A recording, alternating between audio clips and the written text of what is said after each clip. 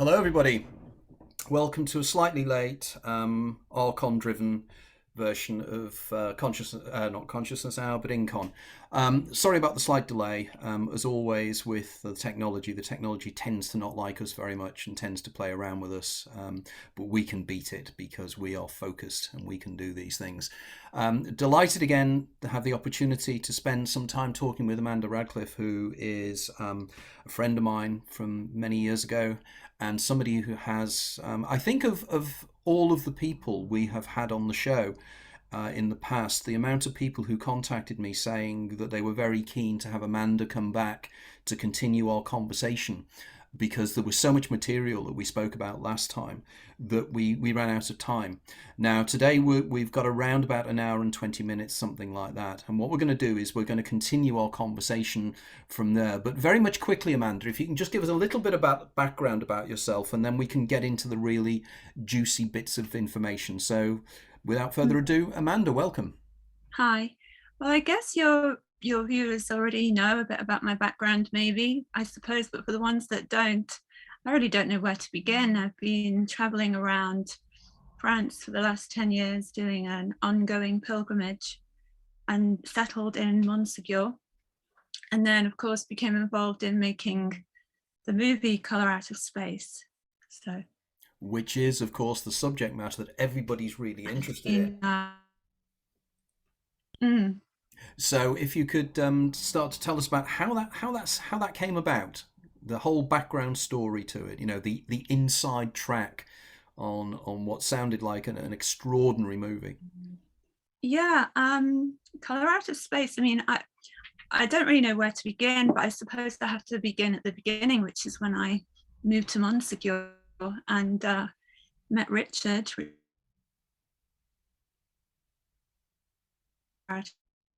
Spain is also a world expert on the Cathars. And when I didn't anticipate that we would, within a year and a half, be making film because Richard hadn't made a film for 20 years, as you already know, but some of your viewers may or may not know that in the 90s he made two very successful Hollywood movies, Dust Devil and Hardware. That's right. And so on the basis of that, his career unfortunately was destroyed because he made a public pronouncement against Harvey Weinstein, who told him he would never work in Hollywood again. And sure enough, that happened. There were other issues, such as those which happened on the island of Dr. Moreau, in which Richard was fired off his own movie after 4 days.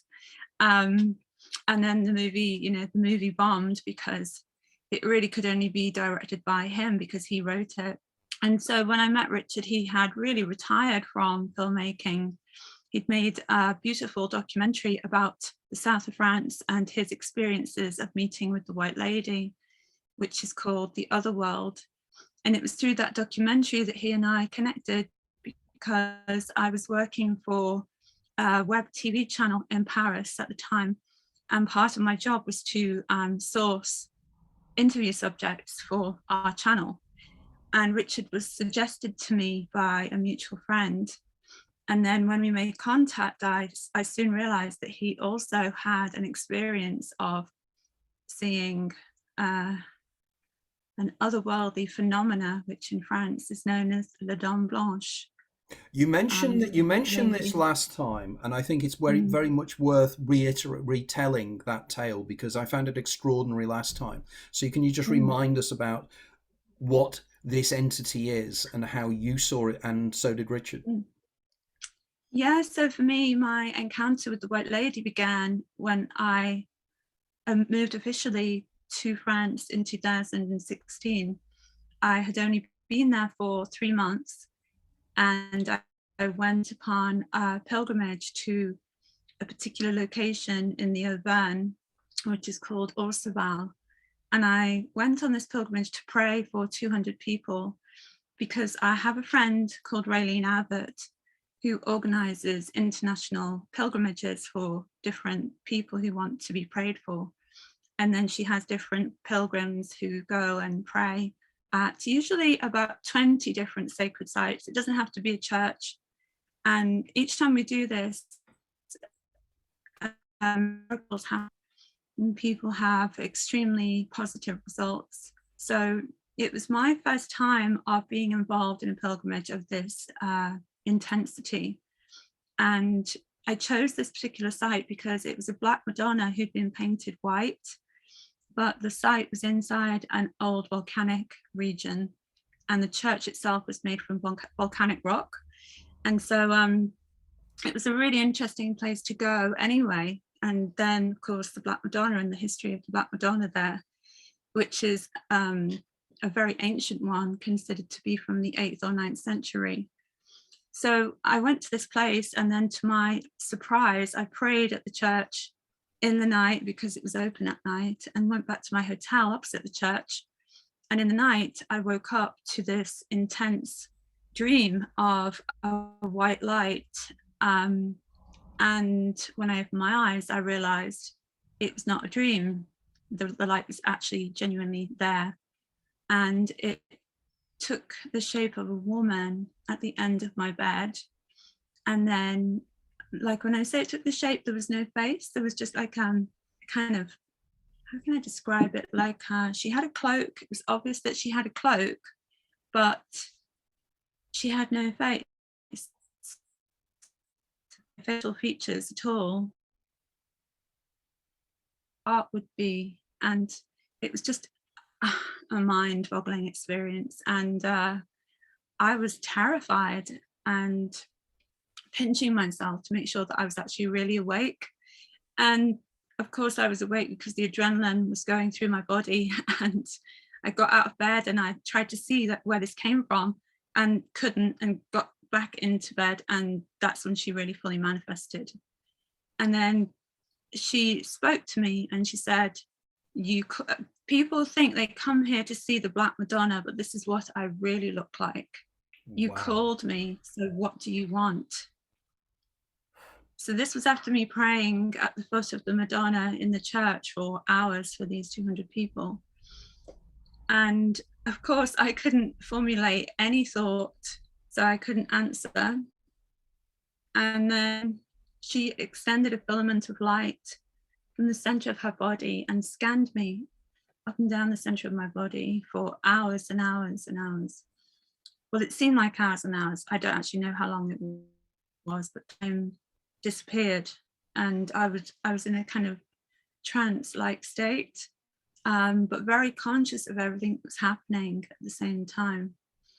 And then it just took over. It took me over, really. And as dawn approached, she stopped and she said, "What you want is the truth, and the truth you shall have." And then she said, "If you want to know the truth about your boyfriend, look on his phone," which is like one of the most ridiculous aspects of the story. No, and like jumped up and said no, and then she disappeared. So that was my experience. What's extraordinary there, isn't it, is that we have this profound mystical experience with an entity that is enigmatic, historical, and she mentions your phone. You know, the idea that whatever she is, she's very aware of the technology and very aware of how our world works. That's right. That is extraordinary. And and I think last time you explained when you looked on the phone, it was the correct thing to do, you know. I asked my boyfriend, "Can I look at your phone?" And he kind of ran away and said no. And then he admitted that he'd been texting his ex-girlfriend, which I already knew intuitively. And I had asked him about, and he denied it. But you know, it wasn't like a big deal. That's the thing that was kind of so strange about it. I think it was almost like that was the proof that she was for real, in a sense, because it was something so mundane, and that I could actually check it in the real world, you know. I think that was part of it when I look back. At the time, it seemed bizarre. It seemed completely surreal that, you know. The process of scanning that she was Sorry. doing, you know, she mentioned that she was scanning you for Mm, a long period of time. What do you think that was? What was yeah. she? What was going on there? Do you think she was testing you? Was she analyzing, or do you not quite sure? It seemed like she was. It seemed like she was reading me. Yes, Hmm. As she if was she, reading me. as if she kind of chosen you in some way, that she'd seen something extraordinary in you that maybe helped her manifest in one way or another. Because then Maybe. Richard, okay, and then we move on. So you then interview Richard, and then he had a similar encounter, Yeah. did he? Yeah. Just to finish with that story. The day after I had this experience, I went to the shop opposite from the hotel where I was staying, and I asked the man in there if anyone else had ever had a strange experience in that area. And I wasn't prepared for what he said, because he said, "Yes, me." And he went on to say that 1 year, almost to the day before I had my experience, he had his own experience. He was living directly opposite where I was staying, my hotel, because he had the apartment above his shop. And he had decided he was going to take his own life because his wife had left him. And she'd taken the children, and he was very depressed. He was only like 35, I think.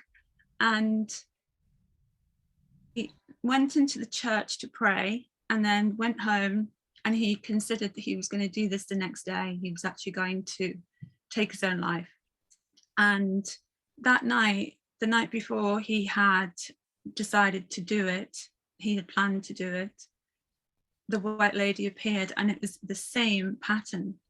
He was in bed, and he woke up from a dream about a white light, and then he discovered that when he opened his eyes, the white light was genuinely really there.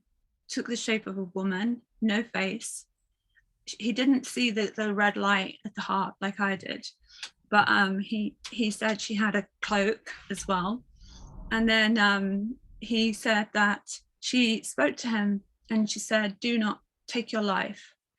And then went on to explain why his wife had left him, explained all of the reasons, and said, "If you do this is what will happen to your wife and to your children." So she gave him a lot more information than she gave me, and she didn't scan him or anything like that. But when I heard the story, obviously I was in shock, because I literally just had my own experience, even 24 hours before. And here was a man verifying exactly what I had witnessed. Um, and not only that, but that she had given him a very mundane, not mundane, because it had stopped him from taking his life, but it was in a way, mundane advice like she'd given me. And it made me feel like whoever this being is, she really cared for people in Mm. some way. It's not like she was giving us, the workings of the cosmos, or um, any otherworldly kind of information. It was all very personal to each of us. So that was an interesting kind of addition to the experience, to have the confirmation so very quickly. Mm. And how did it then develop from there? Well, I had that experience, and even though I met this man, I still felt very alone with this experience. I felt very stigmatized in a way, because I didn't understand what happened. I've had a mystical experience of things, and it's my job. I work in that field, but I had never witnessed a being like this. And when I reached out to Richard, he was the first person to say to me, "Oh yeah, that's normal. I've seen one, my friend has seen one, and this has been happening in France since the Neolithic times, Amanda." So suddenly I became absolutely infatuated with finding out all of the history of the different apparitions. And he helped me to understand that Lord, Fatima, all of these apparitions are manifestations of the same being. and that the history of the Dame Blanche, goes back in France way before Christianity. So way before any of these Catholic apparitions took place. And so this is how Richard and I connected. And I was very relieved to know that I was just one of many people who had experience of an apparition like this. And that's how we became friends. And then I ended up. I was going to say that is absolutely intriguing, because I remember when we discussed this last time, because in my book The Hidden Universe I have a section on the Marian apparitions, from Fatima to Lourdes, and also a series of ones in the south of France that seem to manifest around caves and around limestone outcrops and everything else as well. Yep. And again, the idea that they seem to go back far distant into the past. And as you say, they seem to be almost the same entity, as if it's manifesting in different ways and different people. I Yeah. mean, I find that extraordinary, your tale there about just going outside and somebody else had exactly the same experience. So, we're talking here about something very, very profound and very significant, really. So I can quite see why your interest was stimulated, because such an extraordinary experience you can't even begin to explain. So from then onwards, then what happened? So you got talking to Richard about it, and then pray continue. Yeah, Richard added me on Facebook, added me to his private group, which is called Terra Umbra, where he shares like the more mystical side of his experiences. And the first post I saw was one he'd made about Lourdes and how the apparitions of Mary connected in with this more ancient tradition of apparitions that go back way before this time. And that piqued my interest. And because we'd already arranged to interview him anyway for the channel, I was that way down to Montsegur to meet with him. And we just became very good friends. And then I discovered he was about to lose his house, and I was living in France at the time anyway. So I felt kind of compelled to help him, expats in the same country. And that was my original intention. But then we met and we fell in love and we started a relationship. I was Montsegur to be with him. And then within a year and a half, we were making a movie with Nicolas Cage in Sintra in Portugal. And that was predicted by our good friend Susan Laybourne, who also predicted that I was going to move to Montsegur 2 years before it happened. So, Susan, I think. I do. Yeah, I know Susan very well, and she's an extraordinary person, and also has been a previous guest on this show.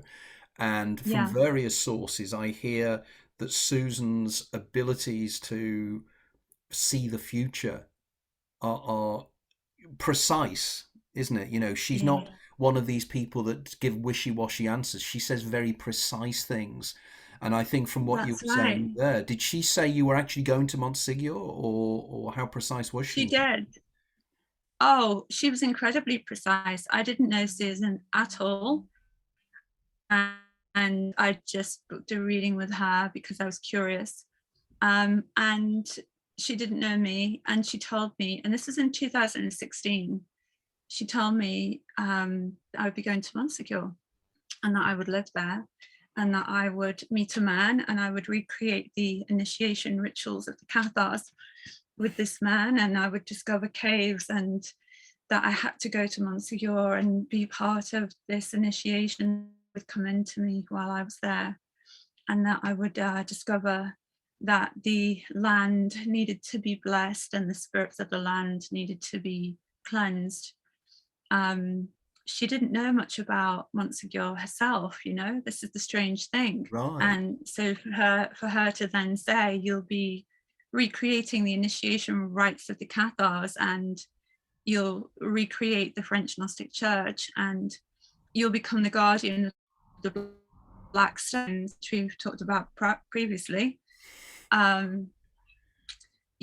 Like all of these things. And she even like really predicted like what Richard would be like, that he would be an artist, that he would be very bohemian,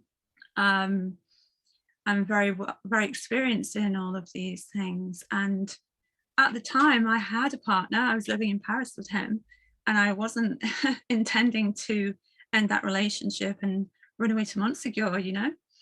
But it naturally came to an end, and she said to me, "You'll know by November 2017 what this is all about." And in November 2017, I realized, after having connected with Richard, oh, this is what Susan predicted. And I told Richard, like, I took a while to tell him, but I told him eventually, and he said, "Oh, I don't believe it. You look me up on Wikipedia, you know, anyone could know about that." But no, I didn't know he existed. So how could Susan look this man up who, you know, didn't, as far as I knew, didn't even exist. He never entered into my world. So it was just a moment of paranoia that he had. Yes, you can imagine. Yeah. Because, So I was going to continue. No. Okay, because I was going to say, you know, that is just so precise. No one could argue that because she had suggested that that's what you were going to do, you therefore followed that path because the path had been pointed to you. But that doesn't work, because then you have to have the fulfilling of meeting the man, the specific man with a specific description. And Yeah. she could not have known that. And I know from other mutual friends of ours that she's done it before with other people, where, you know, she's given very, very precise instructions as to where you're going to end up. And she does it consistently, you know, and if anybody is out there, Susan is not what you expect. She's very humble, very, very bright lady, and is as fascinated by her own skills and what is taking place in her life as everybody else is. It intrigues her, and she's very practical and very down to earth and very skeptical in many ways, which is what is so refreshing about her, you know. That's right. Yeah, we've become very close friends, you know, because as a result of all this, because she also predicted that I would be making a movie with Nicolas Cage. And, you know, the first reading. Can I get this right? Just to be quite precise about that, Susan said to you years before, or months before, that you'd be making a movie with Nicolas Cage. She was precise and said Nicolas Cage. Yeah? Yes. I mean, and I thought she was crazy. You know, there are hundreds of actors in Hollywood. You know, the chances of her just, you know, the chances of the predictions about Montsegur and everything else as well, the meeting with Richard Stanley, but then throwing into that a famous actor that at random, you know, I know. You can't predict that. I mean, had it been Kevin Bacon, different case entirely. Why would it be different if it was Kevin Bacon? It's that thing, isn't it, where they say you're only like 6 people away from someone having something to do with Kevin Bacon. That's it. Right, that's the reason. Oh, it's the 7 points of difference from Kevin Bacon. All right, I hadn't realised that. I thought there was some kind of hidden meaning in Kevin Bacon, and Kevin Bacon was intrigued by the writings. That's right. I mean, I'm sure there is some hidden meaning to Kevin Bacon, especially like Lair of the White Worms, one of my favourites. Oh, I love that film, Sarah. I love it. So we have this most extraordinary prediction here, don't we? And it is extraordinary. And you know that that's what she said. You know, and nobody could convince you otherwise, because you know it was a fact. Did you mention it to anybody else at the time about the link with Nicolas Cage? Of course, I told Richard, but, you know, at that time he had no either. He could also not imagine that we were somehow going to make a movie with Nicolas Cage. You know, he was very skeptical, despite his mystical leanings. He couldn't believe it either at first. It just sounded preposterous. It sounded, you know, like, but then when she gave me the first reading, that sounded preposterous too. Like, I wrote everything down and she said, but while I was writing it, sorry, Susan, when you're watching this, but while I was writing it down, I was thinking, this just sounds like wish fulfillment fantasy, you know? Oh yeah, you're going to go to Montsegur with this man, and you're going to recreate the initiation rites of the Cathars and the Gnostic Church and become a priestess of this and that and get these black stones. And, you know, it sounded like a fantasy that some like new age teenager would make up. And so I was listening to what she said and just thinking to myself, this just sounds like weird, but oh well, it was interesting to have this reading and, you know, give it a chance kind of thing. And then when I realized it came true, it was a shock, I have to admit. It was one of the most shocking moments of my life when I pieced it all together. When I actually read through it again, and when I went to months ago, the first gift that Richard gave to me was 2 of these black stones, Yeah, the so meteoric stones that. Tell us more about the black stones.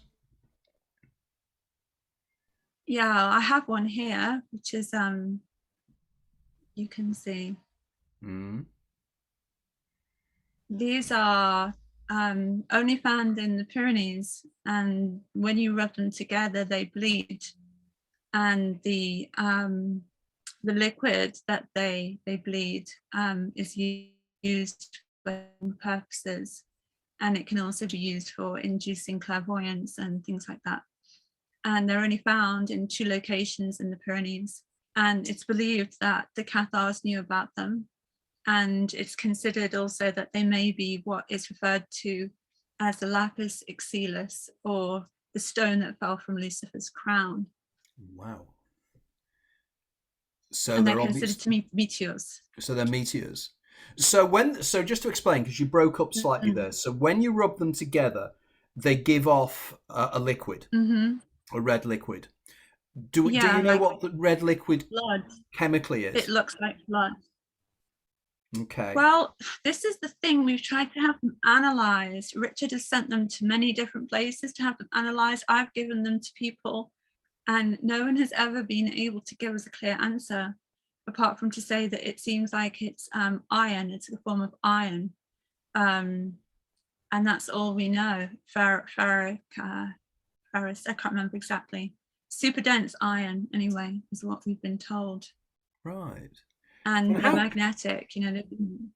And how was it Richard that came across these, they're things that have been known for centuries, I guess, in this particular area. But how did Richard find out about them? Well, Richard has been living in that region for 20 years on and off, so he's met everyone who is part of this, like, most recent iteration of the story. And he's been taken into the Cathar initiation caves and shown these certain secrets, which he passed on to me. And he obviously was the person that told me about the stones and their history and their position in the Occitanian consciousness as a gift from the gods, as a potentially a form of the Holy Grail itself. The reason I'm quite fascinated by this is that hopefully a future guest on this program will be Pia Rubesa. Pia Rubesa is a Croatian Canadian who lives in Switzerland, and I met him around about 12 years ago in Switzerland, and he has in his possession something he calls the Octastone, and although it's green in color, he was given to him by what he can only describe as being a non-human entity, and he again has had this tested both in Switzerland and in the Netherlands, and all they know is that it's of no known earthly substance. And again, I'll post on here. He showed me this, and I filmed it when I was down in Switzerland with him, and it's got markings on it. And I'm just thinking, there's these kind of mystery, kind of stone-like objects that seem to have this kind of power in some way. So I'm very intrigued by this. And you're saying that this is part of Cathar tradition, Yeah. Yeah, and I think I may have said before, but if I have, forgive me, but there is this idea that the Black Madonna herself was originally a meteoric stone that came from Pessinus and was taken to Rome when they were being sacked by Hannibal and his crew. And the oracles said they needed to bring this Madonna from Pessinus, and she was only permitted to be touched by women.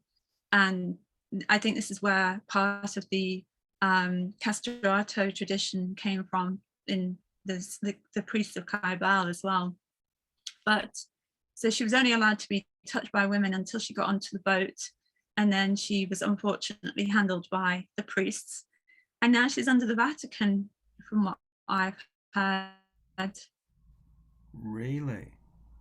So this original Black Madonna is the archetypal meteoric stone that was worshipped. And of course, the oracles were correct because, you know, they did win in the end. Yeah, because this, of course, has links again to the Kaaba in Mecca as well. And of course Yeah. that's supposedly a black meteorite, Mhm. is it obsidian or something? So clearly there is some kind of deeper significance to all this, and I've always been, in my first book I had a There section on is. the Cathars, and the Cathars have always intrigued me about the secret of the Mm. Cathars, what the Parfait knew and what they were told during their Mm. initiations, and exactly what Yeah. the Holy Grail that they are interested in. And we're not talking now the Dan Brown nonsense, we're talking about the real deal of Mm. what is taking place here. And it seems that you're Mm. very much, you're not scratching the surface, are you? You're diving deeply into it.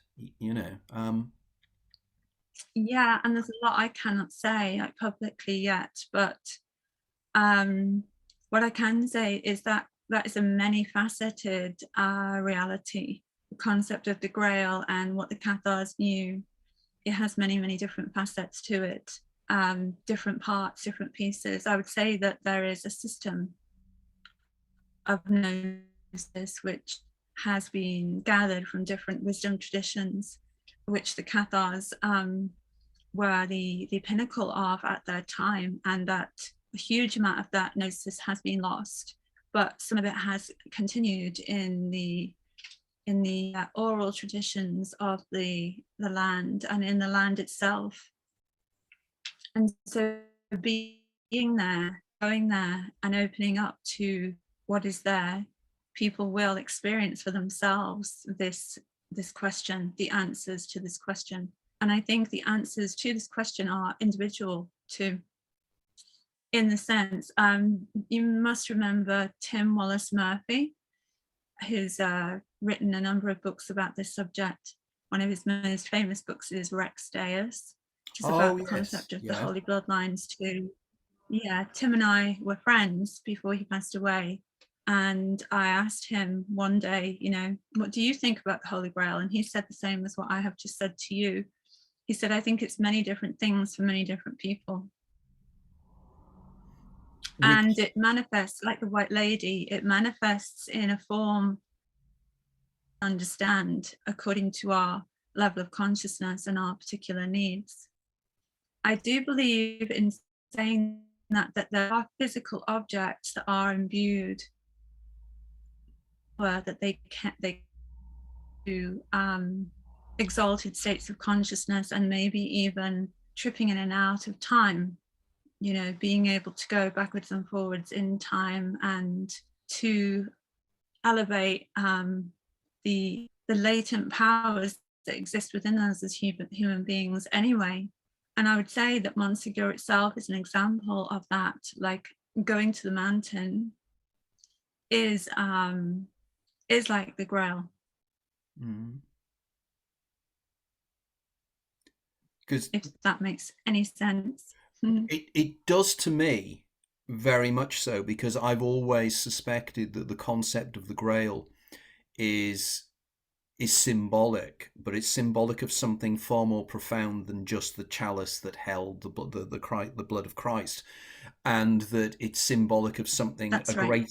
greater knowledge, a kind of, as you say, Mhm. it's pure gnosis in the Gnostic sense, and the Cathars clearly were quite willing to die, burned to death, in the early 13th century because of their, not just their beliefs, but their incredible egalitarianism, the way they treated women, the way in which they were radically different in the way they were to the prevailing culture at the time. But what I'm intrigued here is the point you made, though, which I think is incredibly powerful, that the White Lady itself is a kind of a personification of what we need, what you need as an individual, like you and the shopkeeper, two completely different people.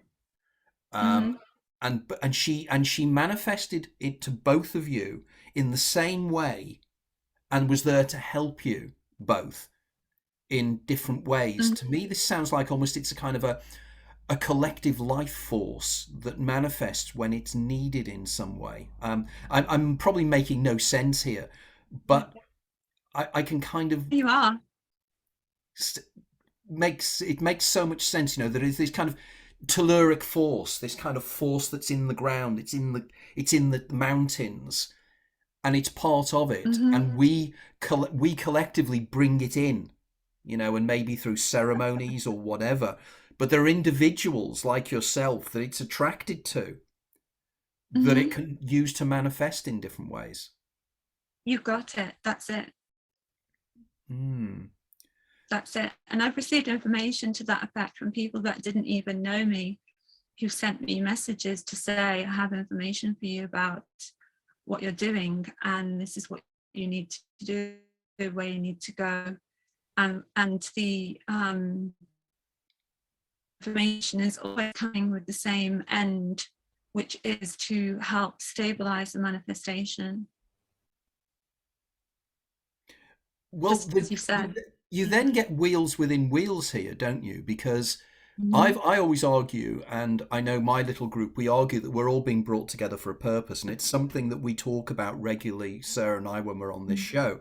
And here we have the most interesting series of coincidences and bringing togethers, because Susan contacted me around about, I don't know, 11, 12, 13 years ago.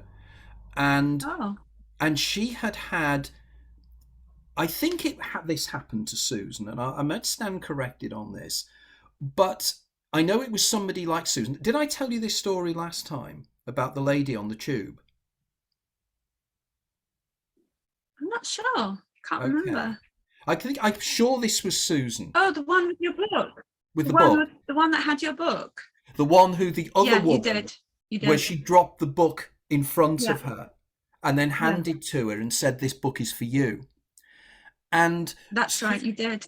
Right. And Susan contacted me because she'd had the most bizarre, weird not time slip, but alternate future, whereby somebody had spoken to her. She was at a conference, and a woman was at the conference and came over and said, "Oh, you're Susan Laybourne, the medium, aren't you?" And she said, "Yes, I am." And she said, "I really loved your book."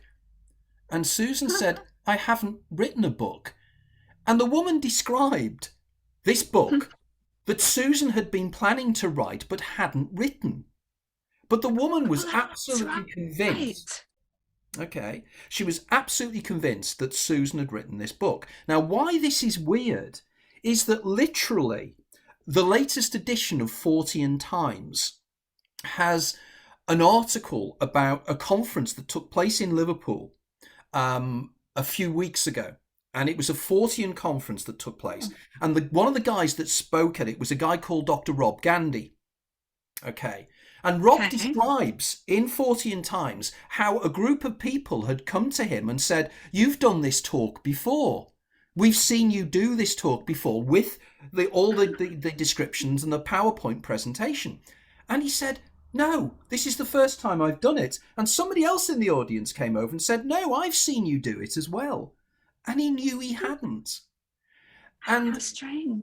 You do, and you get, then Susan and I became friends, and I don't know how the contact with you and Susan happened. I mean, how did you get in contact with Susan? Or what stimulated your conversation? Through your page. Right. Again. So we have the linkage with you and But no, Susan.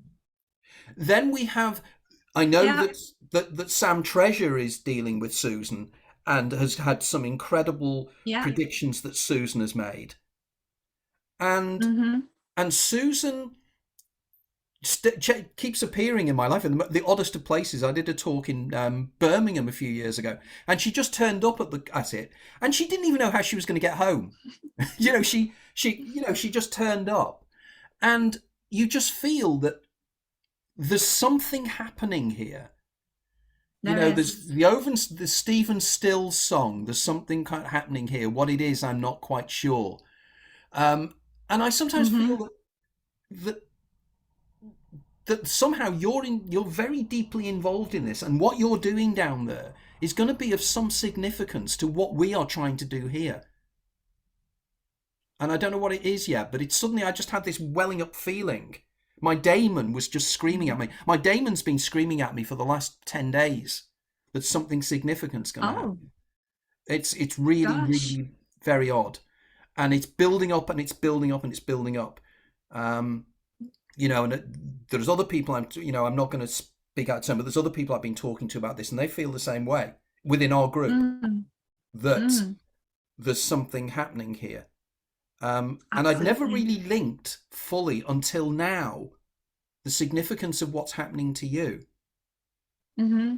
and why, Yeah, well, mm, sorry. and what the White Lady really means. Mm. Yeah, that I think that might be the something big, or it may be part of the something big that you are picking up on. Because what seems to be happening to me right now is that I'm drawing certain people together. The more talks that I do like this, the more people contact me and say, oh, but I have memories. I remember burning on Montsegur. I remember being a Templar, or I remember being a Crusader, or I remember being an Inquisitor, Lots Mm. and lots of people are contacting me saying this. Or they have had visitations themselves, like the White Lady. I think since our last show that we did, about 4 people saw our show and contacted me to say they too had seen something similar, also in their bedroom. And the difference between what I saw and what Richard saw is that she manifests very physically, and she manifests in Montsegur at the top of the mountain, often inside the actual castle itself. And when he saw her 10, 11 years ago, she touched him as well. And I have since witnessed her myself and been touched by her as well, which was a very intense experience. And I had a witness who saw this as well. So the White Lady in Montsegur, I think, is another level up from the apparitions that we could say the apparitions of Mary, or what I saw in Orseval. She's another level of being, a higher level of being, who has more of a physical manifestation and more of a part to play in helping humanity. And I believe that she has been here in well, maybe the same manifestation in Montsegur since the time of the Cathars. And I think that the reason that they did not give up their faith is because their faith was very much imbued with her reality, with the reality of her presence. So we think that the Cathars knew of the existence of the White Lady. And that's the reason why they chose to have Montsegur as their last bastion, and why they chose to die rather than lie, because that's ultimately what they did. They chose to die rather than lie. So I'd never thought about that from that side. I'd always looked at it the other way, and wrongly. I'd assumed, that the Cathars were located in Montsegur, and Mm-hmm. that's where they were. I'd never actually thought to myself they gravitated towards Montsegur because there was already something there Mm-hmm. that made them go to that place. Yeah. I've never been to That's Gnosticism, right. but I've been told it's an incredible edifice, you know, in one way or another. And I keep thinking here, if we go back into the real Gnostic traditions, and we go back to the teachings of the Gnostics, we have the concept of Sophia, the emanation of Sophia, which was one of the emanations of everything. And she's what created the demiurge, and the demiurge was a manifestation from her. And, you know, the Gnostics would argue that this is a simulation that we're existing within, and it's the creation of the demiurge, or Yaldabaoth, and that she created him, so she's not behind him, it's independent, but she's if she is the emanation behind the facade that we live within, which is now breaking through from what they would call the pleroma into the kenoma, into this reality in some way. And there are certain places and certain individuals that seem to be the kind of nexus points between it. And I wonder whether you are one of those people. That's right. Yeah, I think so, because I think my initiation into the Gnostic Church has been necessary as well for all of this. Because I was initiated into the Gnostic Church long before I had, well, not that long actually, 3 months before I saw the White Lady, and then a year and a half before I went to Montsegur. And I would agree with everything that you said there, except for I disagree with the concept that Sophia created the demiurge. I think he was independent, but that's a story for another time. So you're interested. But everything else, I completely agree. Like in the Cathars. Sorry. It's all right. Yeah, I always feel that the when we start talking about this kind of stuff, we really start to cause problems with the archons. Did you notice? The archons came right away, didn't they? We do have these issues, and it's sometimes, you know, I'm not somebody that believes in these kind of things particularly, but I just notice that whenever we start getting into these really, really esoteric areas, because one of the questions I was going to ask you really was, I mean, how did you get into Gnosticism? What, you know, because clearly it was Gnosticism first, and then the White Lady. What was it? Did you come across it when you were in Paris, or was it when you were on Wirral? No. When I was in Paris, Right. Interesting. So I don't want to be asking you questions that you cannot answer, because I'm aware of that. But no, it's okay. I started working as clairvoyant again, and through that I met a man who was from Paris, and we became friends, and it went into this esoteric world in Paris. And I met a woman who initiated me in her own order, her own private order, which is passed down through her family, which is a woman-only group. And through her, then I became ordained into the French Gnostic Church, because she was part of that also. And there's not a lot I can say about that, but I do have my own ministry school now, as you know, and church, but it's still kind of hush-hush in a lot of ways. But to me, of profound importance. And I think I'm just sensing here that my daemon is shouting me again to say that we really need to talk.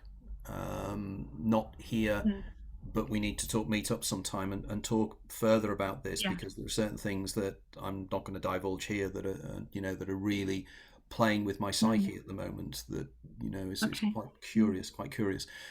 But moving on, then let's go from I was going to say from the sublime to the ridiculous, but that's not what I mean. Is from the really arch esoteric to the more mundane, the movie itself and the making of the movie, because we know that the making of the movie had nothing mundane about it.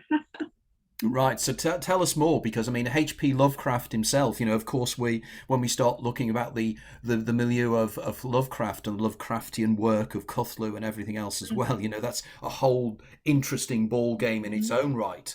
So tell us a little bit about Mhm. the movie, how it came about, what it was about, and any of the interesting anecdotes that took place while you were working on it.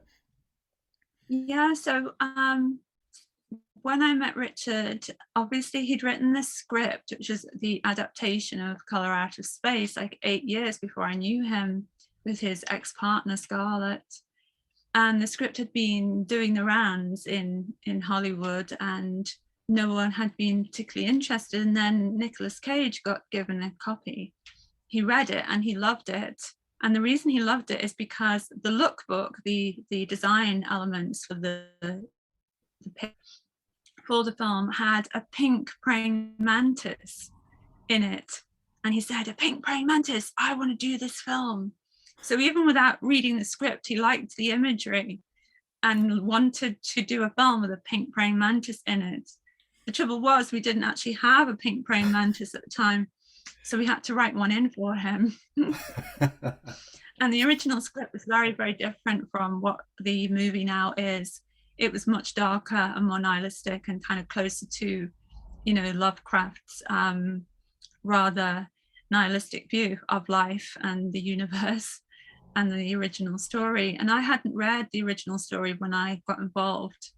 And how that came about was that one of the producers came to Montsegur, Josh Waller from Spectre Vision, and begged me in person and said, "Come on, we really need you. We need a feminine element into the film, because the two female characters were not very sympathetic. They were not very likable. The daughter was, a brat, and the mother was really not nice at all. So I didn't want to do it originally, but Richard and Josh kind of persuaded me. And then once you begin with something like that, the whole process kind of takes you over. It is like entering into a mystical experience.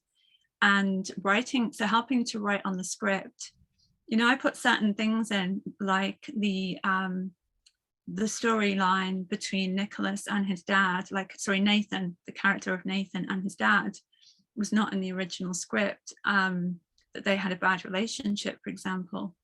And then when we actually found the location for the house in Sintra, we looked into it, and the reason that the house was used as a film set was because the original owner had a bad relationship with his son and would not let his son inherit the house. So it got owned by the bank, and now it's used as a film set. So when I wrote that into the script, I had no way of knowing that this was going to be true. So when Nick was playing the character of Nathan, he was really channeling this sort of spirit of this abandoned and rejected son that lived in that place all those years ago. That's just one example. The other examples are that the color itself started to communicate with myself and Susan, and then with Richard. And in the original script, it was again a very nihilistic force and aimlessly destructive. But what it said to us both, it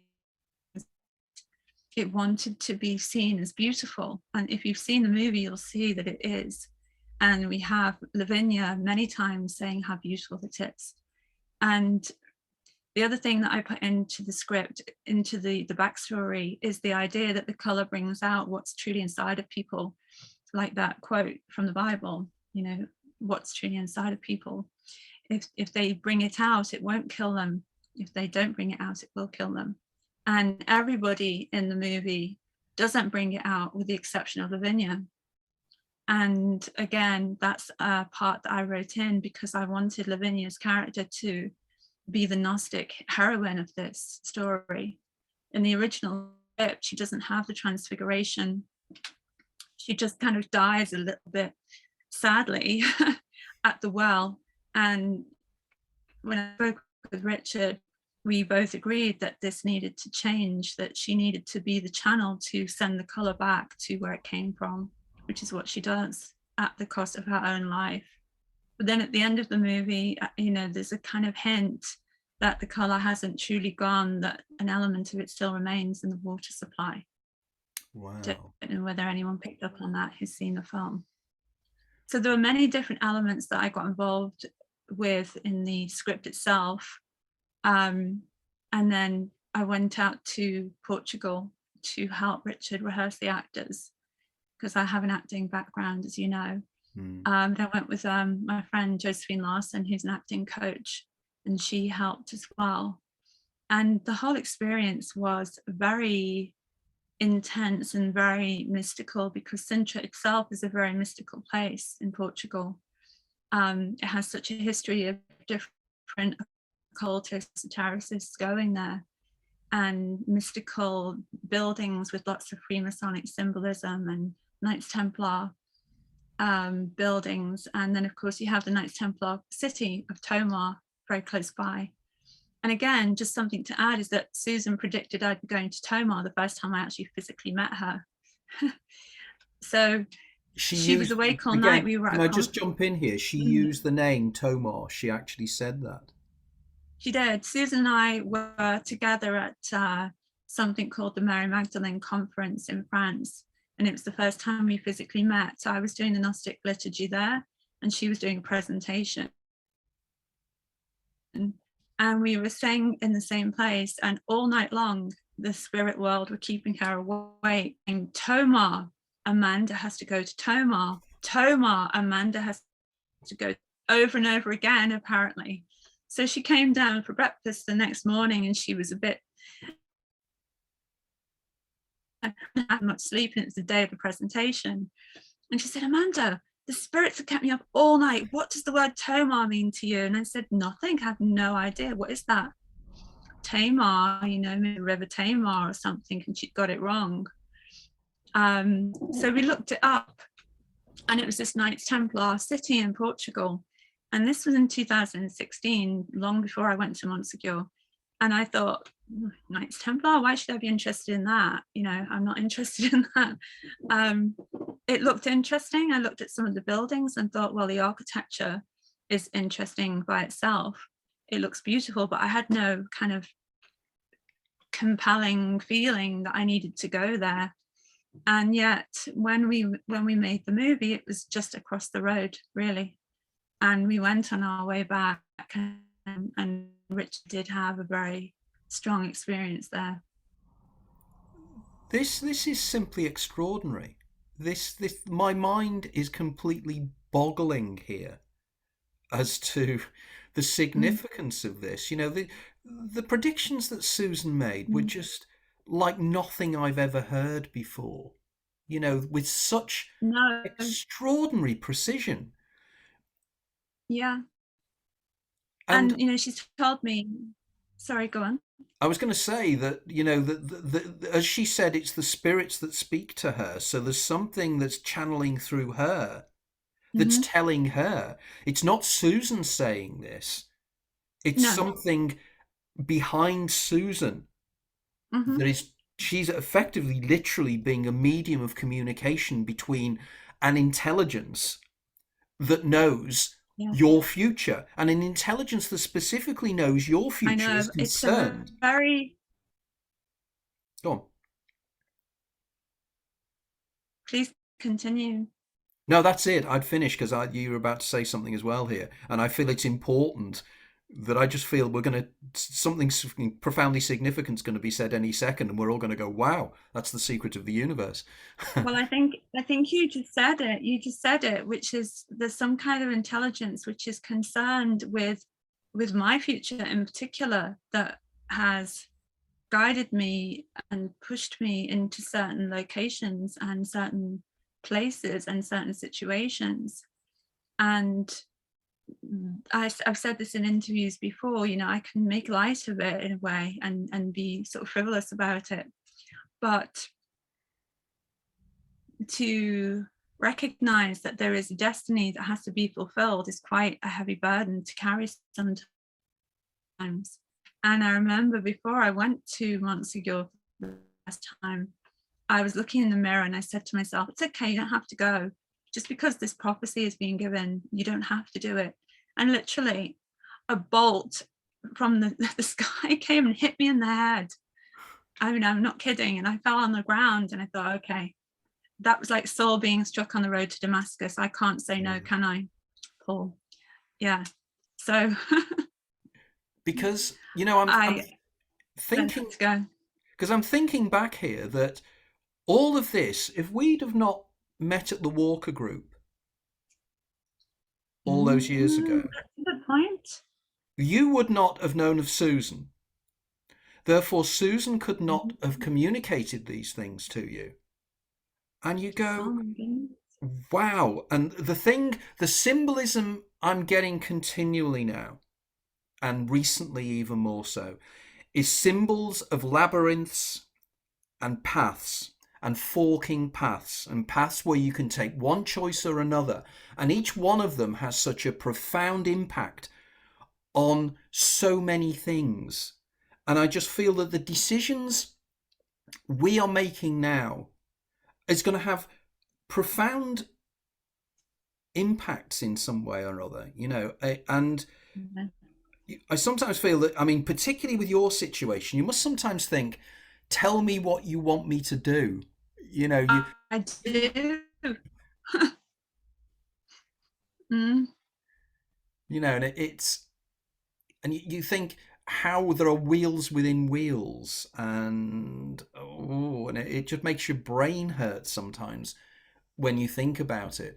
Sarah, would you like to come in on this now? Because I know you probably are dying to.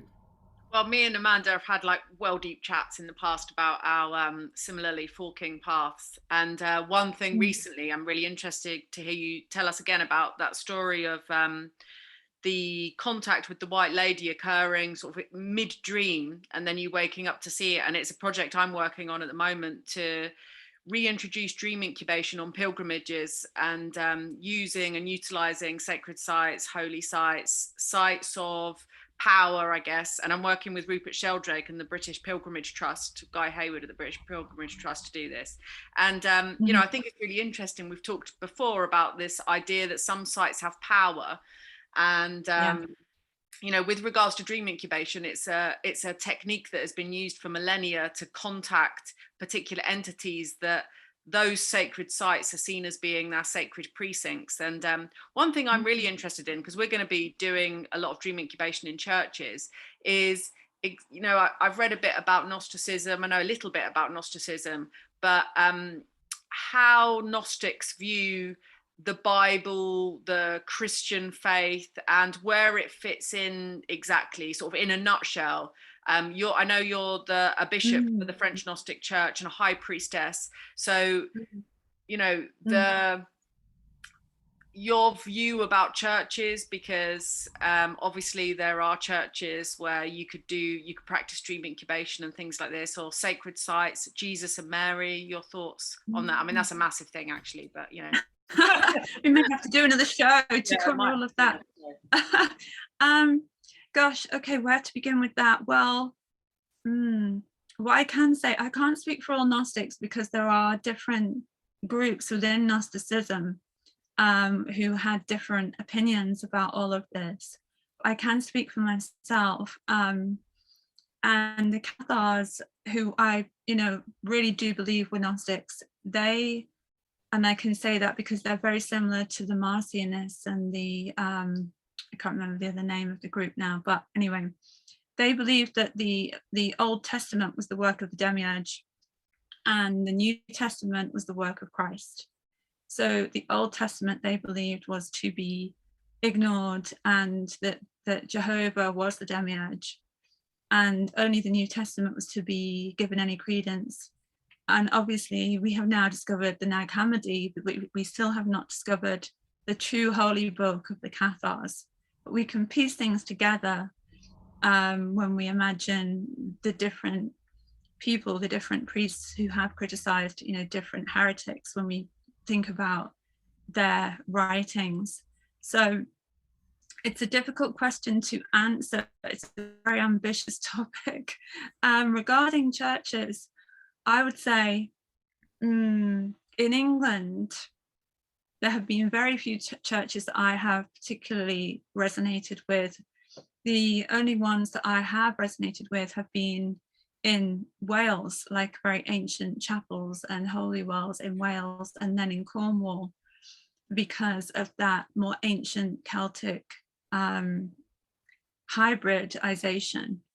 In France, well, definitely an element there in those two churches that you mentioned that, and we've spoken a lot when we had that big long telephone conversation. A lot of it was about sacred springs and sacred wells, and that's right. It was exactly the healing power of holy wells and the importance of water. So I suppose here you're talking here about St Asaph, Pantasiph, and St Winifred's Well, I guess, that kind of area. Winifred's in particular, we were speaking about, and about. And in that, there's an element where those ancient British traditions have kept some idea of the sacred feminine, which existed in like Celtic traditions, of course, and exactly. I guess like druidic and earth worshipping people, you know, true pagans. Yeah. What I discovered because I left Christianity and then came back because I had mystical experience in a little chapel in North Wales called St Melangos. And I really felt the presence of this Celtic saint. And I understood that there was an element of the divine feminine within Christianity that had been obscured here in England and in the United Kingdom. Obviously, we had the war of religion in which we lost most of our iconography. But I felt not only that, many of the churches have been distorted. The energies here in England have been distorted, and I felt it was different in France. I felt that the esoteric tradition was still more intact in terms of the telluric forces, in terms of what you can track through your body. However, I have since discovered that I think I needed to go and experience that in France first, because it's so powerful there and visceral, in order to be able to go back to England and see that it is in England as well. It's just more hidden, at least it was to me as an English person. And I think perhaps in France, I noticed that many French people don't know anything about their history regarding these things. Like, they don't know anything about the Cathars. It's never taught in school. Even in Montségur, people don't like to talk about it. Even descendants, of the Cathars don't like to talk about it. I was told that it was 200 years before anyone lived in Montségur again after what happened there. So maybe my sense is that in England, whatever happened with the war of religion, it created a distortion in the field. But I feel that there are people, such as yourself in this pilgrimage that you are part of, who are healing that. In France, it's different. The overarching concern there is the 1 million people who died during the Albigensian Crusade. Yeah, because it was a terrible time and an awful time in history, and anybody, when I was at university, my history degree, we went into that in quite a great deal of detail, and it was just horrific. It was just unbelievable. It was absolute genocide of the highest order. And I was thinking just then, one of the things for a future show could be, and that could be quite extraordinary, because I know, Amanda, you've been interviewed by Miguel Connor, haven't you? And you know Miguel very well. And Miguel is somebody that's been on this show in the past, and I think that possibly what would be really useful would be to have a kind of Gnostic round robin discussion on Gnosticism and the principles of Gnosticism, because I've written extensively about it in the past, and somebody that I'd really like to get involved in this would be somebody like Tobias Churton, who would be a fascinating guest. And it was his book on the Gnostics from the Channel 4 TV series that really interested me in the Cathars particularly. But I'm also interested in, for instance, the Bogomils from Bulgaria, who had a very similar worldview. And I think in many ways the whole Gnostic worldview of the nature of evil and why matter is evil and why it is that we have pain and suffering makes eminent good sense to me. The idea that that this God is, the God of the Old Testament is smiting people here, there, and everywhere. And as the Gnostics once said, and it's a very true statement, when the statement where it says, I am a jealous God. And as the Gnostics said, who on earth is he jealous of? If he's God, exactly. how can you possibly be jealous of anybody? And of course, we know the Old Testament God, Jehovah, Yahweh, clearly has big problems with his own sense of worth, doesn't he? He's a bit paranoid, that guy. He has to be the only one. Well, I think one thing that's been missing from Christianity for a long time, and in this country, I think a lot of people are actually returning to Christianity. I've started to go to church on a Sunday because a church is literally opposite my flat, and I got into going to it. I think one thing that's missing is this direct experience of the divine, and that's something that's so important to within Gnosticism is gnosis and that chrism, that sort of divine bliss and moment.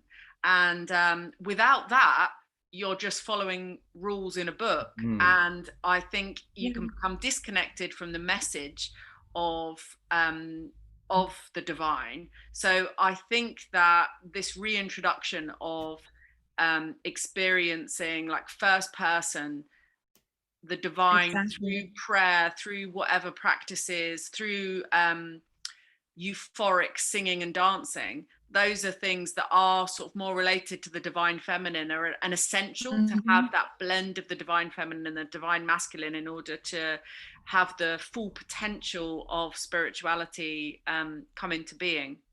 But I think, there's no denying, I have these conversations. I love the sort of theological debates in the church, and I love talking about, I don't think you can stick doggedly to a rule book and not expect some people to misinterpret it, especially given that it was written so long ago, and Christianity has such an incredibly long history of persecution, of murder, of wars, and these would all be people that would claim to be good, God-fearing Christians. So I think that that's a conversation we need to be having in churches, that you can't deny that some people are going to misconstrue this, and some people are going to get fanatical about this. So the direct experience of love and kindness is the most important thing to promote, because if you're in a vibration of love and kindness, you can't do anything evil. I think that's why Buddhists don't tend to do as many evil things. Not because they have this daily practice of connecting to that meditative loving kindness vibration,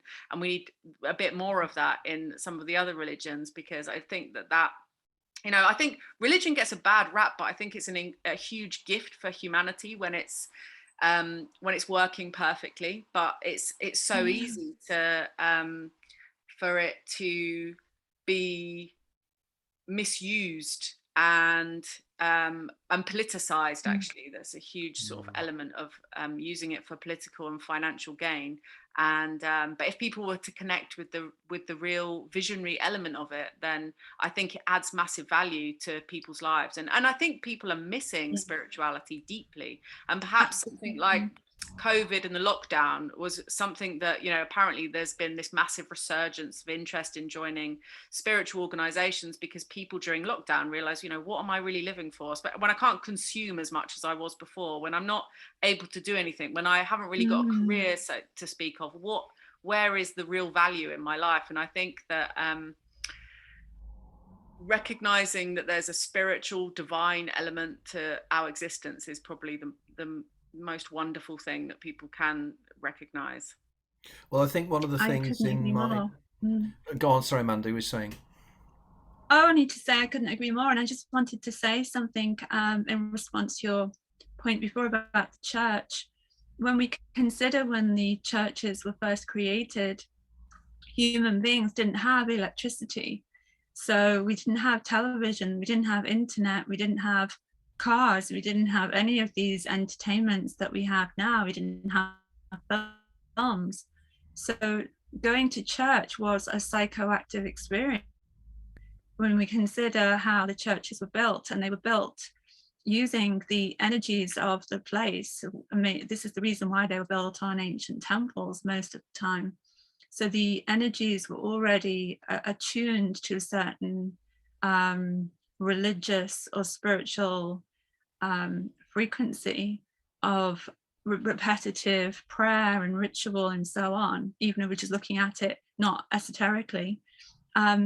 And the stained glass, the light, and the original churches before the 12th century were often quite dark. The Merovingian churches in France are often hexagonal, and you go in through one door and out through the next, and in between there is full immersion in the baptism. So people go really in under the water and have very deep experience. It's not simply we baptize you, a little splash of water on the head. It used to be full immersion. And so the whole experience was far more ritualistic and initiatory and akin to a mystery school than it is now. The only things that remain are the buildings themselves, but consider the incense, the candles, the singing, like you say. In the early church, indeed, they did have dancing. The Quakers still do dancing today. The Cathars danced. The stories of the Cathars singing as well. There are certain Cathar songs even today that remain. So I think what I'm trying to say here, Sarah, is that your point about the church is really important, because the building itself is still crucial. And I believe that these churches can be reawakened, can be reactivated. And that was part of what I was doing, in my pilgrimage, going to different sites and seeing how they could be reawakened in various ways. And your pilgrimage project, doing the dream incubation in churches, I think would be an excellent opening to reawaken whatever energies had been laying dormant in these buildings and the connecting points between them. Well, it's interesting because it is equally appealing to complete skeptics because of the novelty factor and then going on a nice walk, and people that already have like a faith background. And I think if, it's, you often have like weirder dreams when you sleep in a novel environment. But I do think, like what you were saying there about how you were praying for hours before you slept, and then you had this visitation by the White Lady. There's this element of setting an intention of prayer, of focused attention, of dreaming about what you want to dream about. And I think that following a pilgrimage, and like you say, when people were attending churches hundreds of years ago, they would be working so hard all week and then have this one day where they would go to church and dress in their best clothes. And it was wow, it was like a very sort of rich and meaningful, beautiful, transcendent, psychoactive experience. I mean, even frankincense is psychoactive. So everything was there. Exactly. All the ingredients were there to give people this heightened sense. And I found from going to church once a week that it's like a weekly spiritual reset, and that effect of that spiritual connection lasts you just about for a whole week, so you're ready to go when it comes to the Sunday, the following Sunday.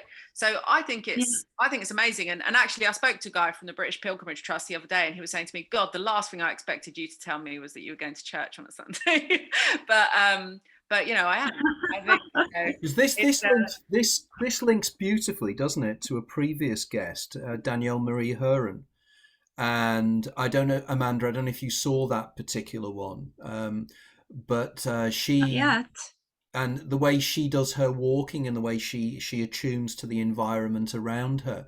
Yeah, that was amazing. I didn't, I wasn't there with you interviewing, but I watched it, and she was incredible. And she said, so I actually thought I really resonated with loads of the stuff that she said, because I often do walks on my own, and something completely different happens to you when you walk on a really long walk in the middle of nowhere on your own. You have these moments of like terror, and total isolation.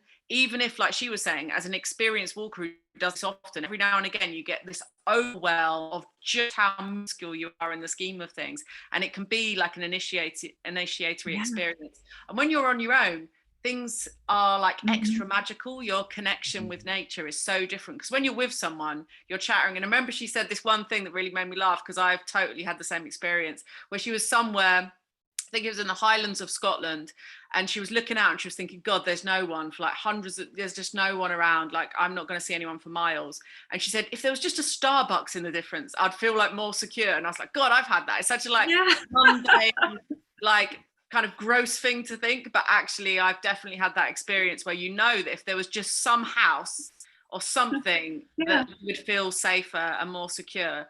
But you know, I've gone on like really badly prepared, like no water, no food, wearing flip-flops. 23 miles later, I'm like, oh, I should probably have brought something along with me. But those like desperate, crazy times are the times where you have like a transcendent experience, I think. You do. I can really relate to that, because years ago I used to go on crazy walks in Greece. And, you know, you go off track in Greece and you're on an isolated island, and you're already quite isolated in the first place.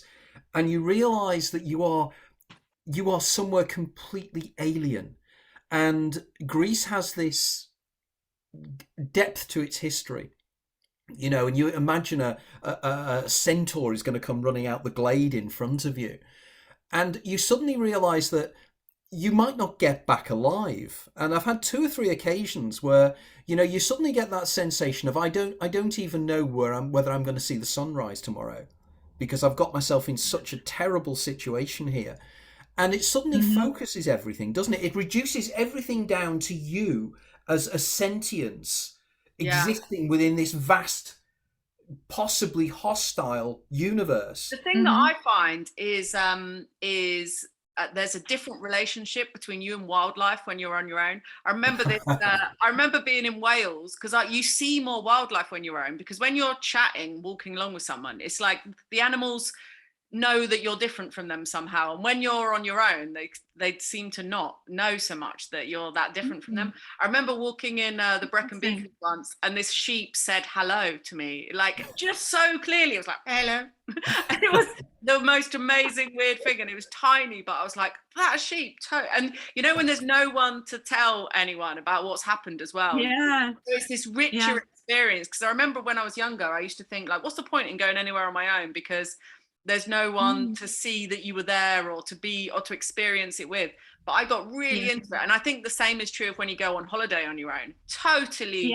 I love going on holiday on my own. Totally different, magical, amazing, like so many more synchronicities. You meet so many more people, because you're not chatting to your like traveler partner so much.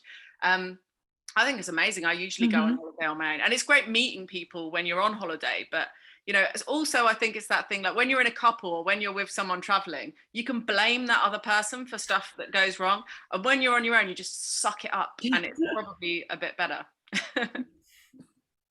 Yeah, true. Wow, we are so profound. I kept thinking when you were saying that, you know, the old strapline from the original Alien movie, in space nobody can hear you scream. And the idea is, on a country walk on your own, nobody can hear you scream. And of course, there's the famous statement, isn't there? You know, if a man is alone in a wood, is he still wrong? Yeah, I think he probably is. Well, one thing with that business as well, just think how much more of that went on, like in our history, like just being on your own in nature and having this deeper connection with it. And I think I'm always really fascinated.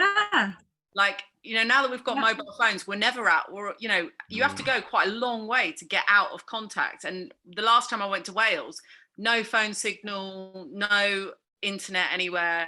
And actually, it's a totally different experience of the world. And these younger generations that are being born into the internet age have no recollection or knowledge of the fact that this world existed beyond the internet, where you didn't have like constant ability to communicate with people about any old crap, any old time. So true.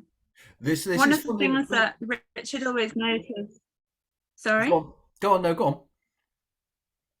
Oh, I was only going to say one of the things that Richard noticed is that there were beings on Montsegur other than the White Lady, kind of elementals, we could say, and they didn't like electricity or torches. And so anytime when people were overwhelmed, like we used to go, well, not me, he used to go up the mountain at night and take different people with him. And sometimes they'd go up on their own at night. And whenever they had the feeling of being overwhelmed by what they could perceive there and what showed to them, he recommended that they turn on a torch. And Whitley Strieber said the same thing in his book. I don't know if you remember that, Anthony or Sarah, but when he was getting overwhelmed by visitations, he said turning on the TV and the radio really helped. So I think there is something about electricity and electrical fields too. We've discussed this many times on this show, the role of electrical fields in terms of entities and running water. And again, when you're talking here, I'm reminded of Dr. Neil Rushton, when he was on talking about his experiences with elementals and his experiences with that are facilitated by his Charles Bonnet syndrome. And of course, it's very, very intriguing here. And I think this is one of the things that these shows are so important, because I would imagine now if somebody sat back and went back through our back catalogue of the people we'd interviewed, there are certain themes that consistently run through them. There is this sense of the numinous, this sense of the overlapping something that's around us at all times, that it's only under certain circumstances when we are in a particular psychological state that we become attuned to, because we have so many other things taking our attention away from what the moment and the reality that's around us.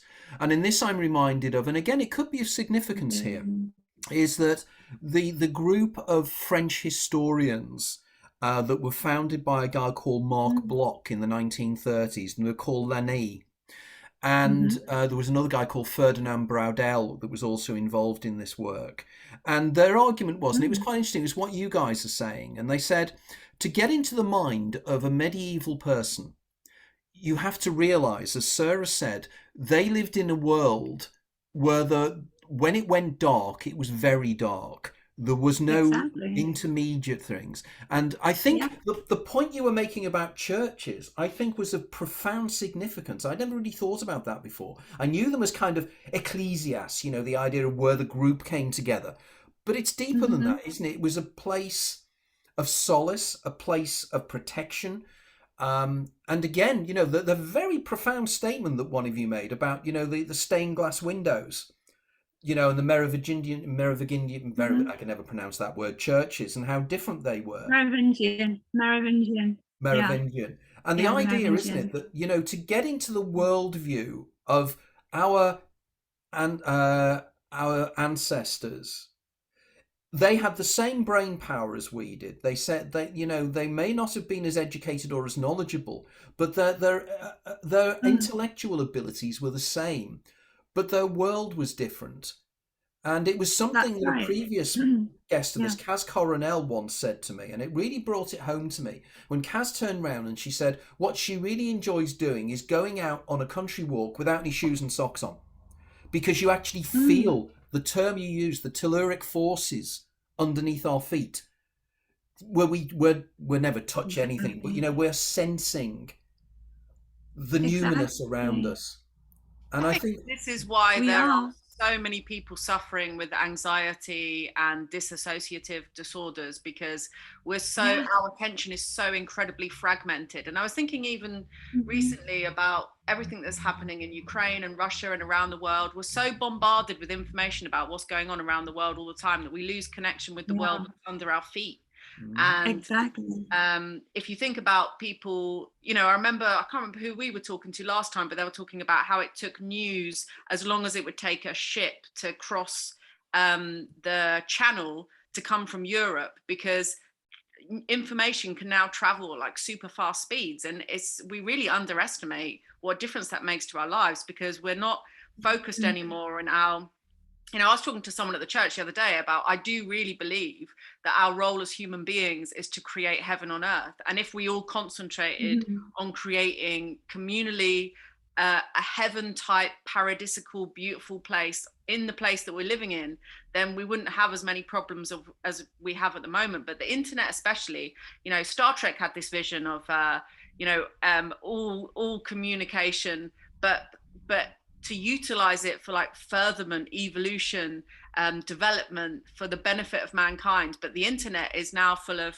just mass distraction of useless information that most of us don't need, and that makes up the vast majority of what we can access. And if it's not that, it's worrying on the behalf of people or being upset about people on the other side of the planet that we can't do anything to help, and yet we're in this state of anxiety. So I'm not surprised that especially very sensitive people are suffering so much right now, because everything is geared towards causing them as much distress as possible. And I think, you know, so many people need to connect more with nature. And like you were saying about walking barefoot, Anthony, many people can go for weeks on end without touching a plant or a living thing, and not having any contact with the earth, not seeing any animals or any birds, and it's entirely unnatural. I think that our environment becomes a reflection of our psyche at some point, and if that environment is not harmonious, then our body can't be harmonious either. Sheer profundity. Yeah. Yeah. Right. Okay. Well, I'm aware that we're coming towards the end. I think we were just getting into something really interesting there in so many ways, and I think more and more we're thinking about getting this kind of conference together where we can all just sit down and talk, and maybe, you know, we can do this on Zoom sometime and invite all our old guests back and create this massive egregore whereby we'll change the world, and we'll just bring it together by just thinking about it.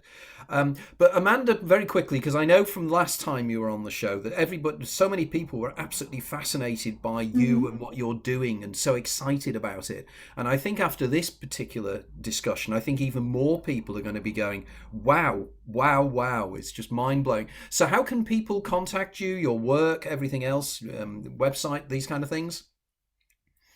Yeah. Excuse me. You'll have to help me here. I'm losing my voice a bit.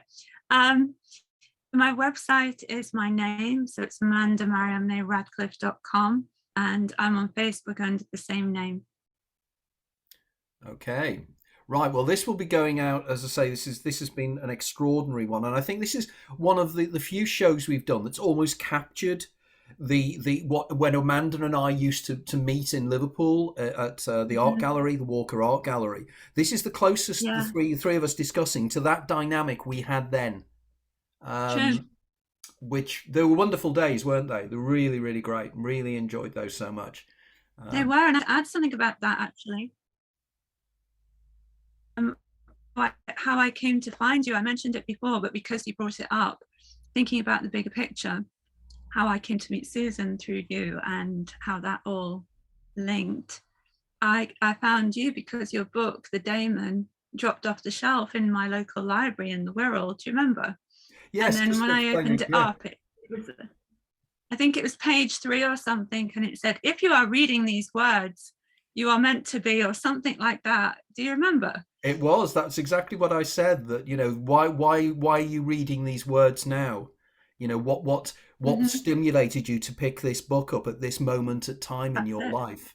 And I always make the point, and I always say that your whole life has been a series of coincidences and synchronicities to get you to this point now, reading these words on this page. Exactly. And, you know, that you picked That's right. And that was the sense that literally jumped. It fell off the shelf. And that has happened so often. I get regular people contact me regularly telling me the extraordinary circumstances whereby they came across my work. And I do find it, and I keep thinking to myself, whoa, you know, geez. But I don't think... It fell off the shelf. I'm sorry? Sorry. I just want to tell you, it fell off the shelf. I read that sentence. I read the book. I got it out of the library immediately. Read the whole book in like a day and a half, and then I thought, I have to find this man, I have to speak to him. And then I discovered you on Facebook, much to my surprise. And then when I contacted you, you told me you were in Liverpool and I was in the Wirral at the time. So that's how I came to the Walker Group. And here we are now. and here we are now, and everything, that the fact that, how I know Sarah and how it's people meeting people in certain ways, it staggers me, and that wonderful afternoon we had in my house on Wirral, where we had Margie Clark, where she interviewed me. I mean, it was just extraordinary, and it was just a wonderful hot day, which was really, really nice. And it seems like only yesterday, but is almost so long ago now. It really was wonderful. True. And the things we've now done with our lives, and the things you've done are extraordinary, absolutely extraordinary. And I think you're just at the start. I think whatever you're going to do is going to be absolutely mind-blowingly fantastic. I just sense this, but I sense this about a number of members of this group. I think that you guys are going to do something incredible, and I don't know what it is, but I just sense it and I just feel it. That this is building up to something that is going to be incredibly special. I don't know what it is, but my Damon just knows it. So, and all I can say is thank you guys, for being in my life and being involved in my life, and I can call you friends. I mean, I think it's really great. We are very lucky to know each other, I think, because an awful lot of people out there, and there's an awful lot of people out there in the world. I was talking to somebody recently about this. There's a lot of people that just don't get it, and they don't understand it. They don't understand why we have this great need to understand things. They just say, well, why? Billy Butler said this to me. I used to do that regular show on BBC Radio Merseyside, because I think you came along once, didn't you, to one of them, I think, as I recall. I can't remember. Maybe. Okay. I vaguely remember you being involved in the studio in some way. But I remember Billy Butler saying on live radio, and he said, why do you question everything? How do you sleep at night? Why? It just is. It just is. And I said, I don't, it's not just is. You've got to understand, because the point of life if you don't question and you don't think, well, why am I experiencing something? When it would be much more simple to be nothing, experiencing nothing. I think it's some sort of like some sort of memory that we are trying to recall, and certain people, like you say, have this curiosity to know, and this intuition and this feeling that there's something more that they can know about, and then other people are quite happy to go along not worrying about it. But it is so life affirming to meet people that you have a shared vision and a shared world viewpoint with. It's really special. Yeah, and I think that probably, if Cheating the Ferryman is correct, all our collective daemons are all pulling us together to achieve maybe what we achieved last time, or maybe taking it further than we achieved it last time. But there definitely seems to be a focus taking place, and you guys are very much part of it. Amanda, thank you so much for your time. I'm so delighted we managed to get through and we defeated the Archons. As we always do. When we focus in on them, they tend to run away, which is really good. And as always, we nearly didn't do it at the beginning, so I'm so glad we did, because your internet was a bit shaky at the beginning, but I'm so glad that we carried on. So nice to talk to you again, Amanda. Yeah, absolutely. You too. Absolutely wonderful. And Amanda, we must get that meetup sometime. That would be really, really good. There's so many things we need to talk about. We've just scratched the surface here, and there's so many things I'm desperate to talk to you about. All right. Okay. Thanks again, everybody, for listening in on Facebook. This will be posted on my YouTube channel probably later on tonight, where you can then distribute it and point your friends in the direction of watching this as well. And as always, thank you very much. And hopefully see you all again soon. Thank you very much. Bye-bye then. Bye.